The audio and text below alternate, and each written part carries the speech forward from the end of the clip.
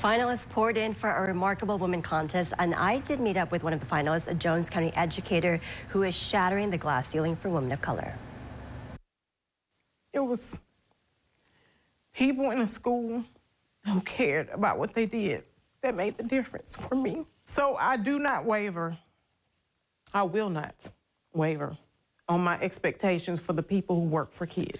Dr. Toy Watts is the first African-American woman to be superintendent in the Laurel School District. It was not my intention to be here when I started in education.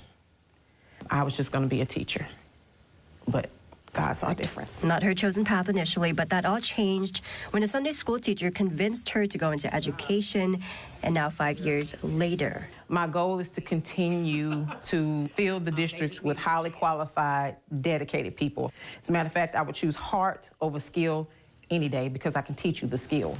Dr. Watts doesn't shy away from challenges after going through hurdles herself. She says she faced criticism from her community and constant setbacks with her decision-making, at the end defying the odds. Happiness is a choice, and if it's something you really want, then you have to focus on that. She met Ivory Shelby, who became a confidant and community partner, who ultimately nominated her for our Remarkable Woman contest. We wanted to do something to show her that she had community support. As Dr. Watts continues to steer her career forward, through it all she remains humble, even when she did not make the cut the first time for the superintendent position. I think I'm still in awe of being here. It's been 5 years since she's taken on the position. Along the walls hangs her sole picture as the first woman and first African-American woman to lead the Laurel School District. It was good to be seen. With a 6-year-old, 9-year-old, and 12-year-old at home, well, she's got her hands full.